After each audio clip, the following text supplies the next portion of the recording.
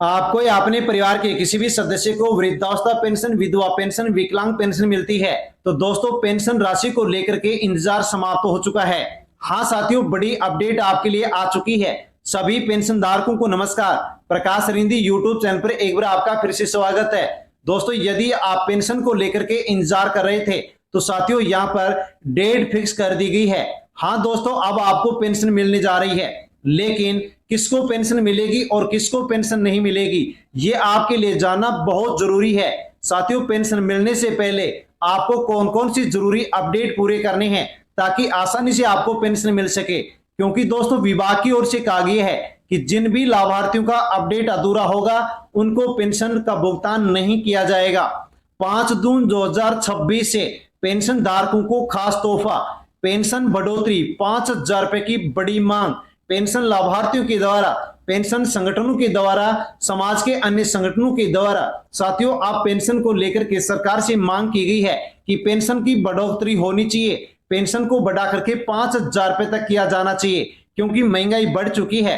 हर किसी प्रकार की कोई भी चीज या वस्तु है उसकी कीमत बढ़ चुकी है। जो भी बुजुर्ग पेंशन ले रहे हैं उनकी जो जांच है, उनकी जो दवाई है, यानी कि स्वास्थ्य का जो खर्चा है वो भी बढ़ चुका है। इसलिए मांग की जा रही है कि पेंशन लाभार्थियों की पेंशन राशि को बढ़ा करके 5,000 रुपए तक किया जाना चाहिए। दोस्तों पेंशन योजनाओं पर 5 नए नियम लागू कर दिए गए हैं, जानने वाले हैं। हाँ साथियों, इन नियमों के बारे में भी आपको अवश्य जान लेना चाहिए, क्योंकि इनके अनुसार यदि आप अपनी अधूरी अपडेट को पूरा नहीं करते हैं तो आपकी जो पेंशन का भुगतान है वो अटक जाता है, आपको पेंशन नहीं मिलती है। पेंशनर्स का इंतजार हुआ खत्म, 10 जून से पेंशन होगी जारी। हाँ दोस्तों, बड़ी अपडेट आपके लिए आ चुकी है कि 10 जून 2026 से पेंशन ट्रांसफर होना शुरू हो जाएगी, लेकिन आपको पेंशन मिलेगी या फिर नहीं मिलेगी दोस्तों अवश्य जान लीजिए कि पेंशन आने से पहले आपको कौन कौन से अपडेट पूरी करनी है, कौन कौन से डॉक्यूमेंट्स की जांच करनी है कि आपको पेंशन मिल सके, क्योंकि अधूरी अपडेट होने पर पेंशन का भुगतान नहीं किया जाता है। दोस्तों यदि आप भी पेंशन को लेकर के इंतजार कर रहे थे तो वीडियो को एंड तक जरूर देखें, पूरी जानकारी लें। और जानकारी लेने से पहले प्रकाश रिंदी यूट्यूब चैनल पर पहली बार आए हैं तो चैनल से जुड़ जाएं, सब्सक्राइब कर लें, बेल आइकन प्रेस कर ऑल पर क्लिक अवश्य कर लें। अन्य पेंशन लाभार्थियों तक वीडियो को आप टेलीग्राम, व्हाट्सएप, फेसबुक के माध्यम से सेंड करें ताकि सभी लोगों तक जानकारी पहुंचे कि पेंशन लाभार्थियों के लिए, यानी कि वृद्धावस्था पेंशन, दिव्यांग पेंशन और विधवा पेंशन के लाभार्थियों के लिए बड़ी खबर और जरूरी खबर निकल करके आ चुकी है। साथियों लाखों पेंशनधारी हैं जो कि पेंशन ले रहे हैं और पेंशन का इंतजार भी कर रहे हैं, लेकिन अब पेंशन को लेकर के बड़ा अपडेट आ गया है। किसके खाते में पेंशन आएगी, किस तारीख को पेंशन का भुगतान होगा, किन लोगों की पेंशन रुक सकती है, अटक सकती है, बैंक खाते में पेंशन का पैसा आने से पहले आपको क्या क्या चेक कर लेना चाहिए, क्या क्या जांचना चाहिए ताकि आसानी से पेंशन आपको मिल सके। हाँ साथियों, पूरी जानकारी, विस्तार से जानकारी आपको वीडियो में मिलने वाली है। एक छोटी सी गलती भी आपने की तो आपकी पेंशन का जो भुगतान है वो रुक सकता है। इसलिए जान लीजिए कि साथियों सामाजिक सुरक्षा पेंशन योजना के माध्यम से वृद्धावस्था पेंशन, दिव्यांग पेंशन, विधवा पेंशन, यानी कि 3 श्रेणियां और इसके अलावा अन्य और भी श्रेणियों को पेंशन दी जाती है। लेकिन दोस्तों हाल ही में पेंशन भुगतान को लेकर के कई राज्यों में समीक्षा बैठक हुई है, अधिकारियों को समय पर पेंशन भुगतान करने के निर्देश दिए गए हैं।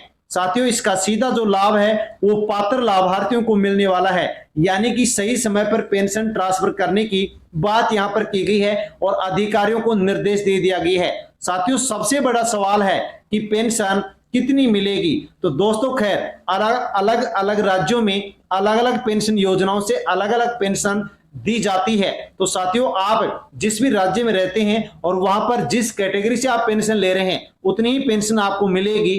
खैर कुछ राज्यों में पेंशन को लेकर के बढ़ोतरी भी कर दी गई है, कहीं पर 3,000 रुपए भी पेंशन दी जा रही है, कहीं पर रुकी पेंशन 4500 भी एक साथ बैंक खाते में ट्रांसफर की जा रही है। यदि आपको 1500 रुपए पेंशन मिलती है तो 1500 मिलेंगे, लेकिन यदि आपकी पेंशन बकाया चल रही है और साथियों अधूरी अपडेट यदि आपने पूरी कर दी है तो आपको साथियों जो बकाया पेंशन राशि है जैसे कि अप्रैल मई जून की यदि आपकी पेंशन 2 महीने की रुकी हुई है तो जून की पेंशन के साथ आपको 4500 रुपए का भुगतान भी किया जा सकता है, लेकिन तभी होगा कि जब आपकी पेंशन बकाया होगी, अधूरी अपडेट आपकी पूरी होगी।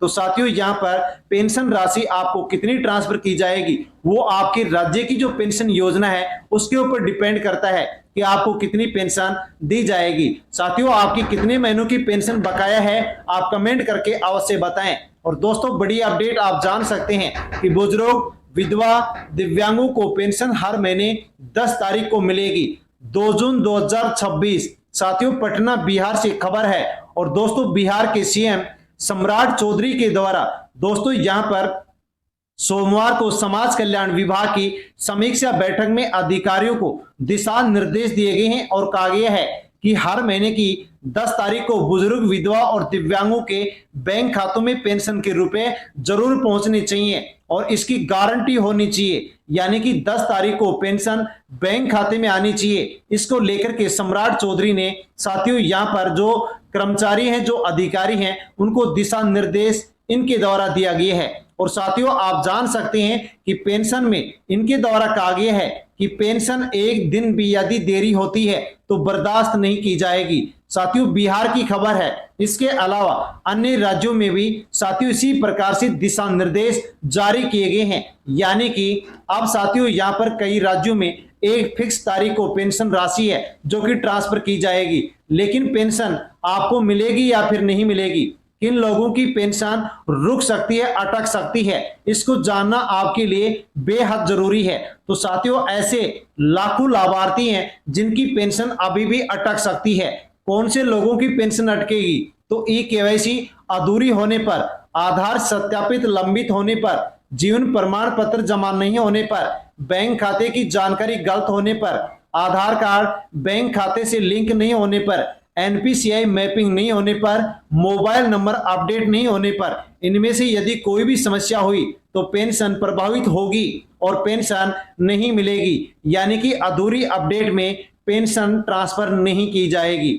साथियों जान लीजिए कि बैंक खाते में आपको कौन कौन सी जांच करनी चाहिए कि पेंशन का भुगतान नहीं अटके। तो आपका बैंक खाता चालू होना चाहिए, आधार कार्ड बैंक खाते से लिंक होना चाहिए, मोबाइल नंबर बैंक खाते से अपडेट होना चाहिए। साथियों बैंक खाते का आईएफएससी कोड आपका सही होना चाहिए, बैंक खाते में आपका जो नाम है, आधार कार्ड में आपका जो नाम है, जन्म तिथि है, जो एड्रेस है, ये आपके बैंक खाते और आधार कार्ड में समान होने चाहिए। यदि अलग अलग हैं, मिस्टेक है तो पेंशन का भुगतान अटक सकता है।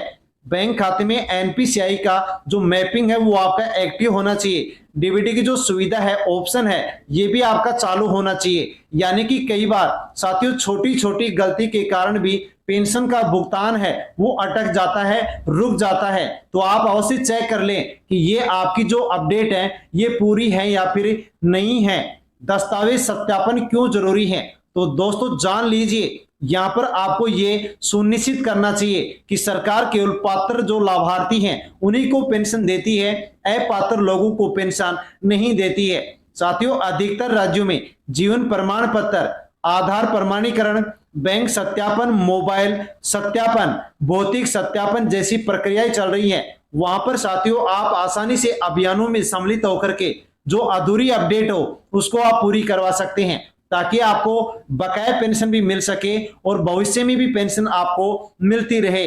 लेकिन दोस्तों जान लीजिए कि रुकी हुई पेंशन का क्या होगा, लाखों लोगों की पेंशन अटकी हुई है। तो साथियों सवाल उठता है कि जो बकाया पेंशन है वो अब मिलेगी या फिर नहीं मिलेगी, वो लैप्स हो जाएगी या फिर पेंशन मिलेगी। तो साथियों यहाँ पर जो भी पात्र लाभार्थी हैं, दस्तावेज सही हैं, जो भी अधूरी अपडेट पूरी हो गई है, तो विभाग के नियमों के अनुसार बकाया पेंशन राशि जारी की जा सकती है।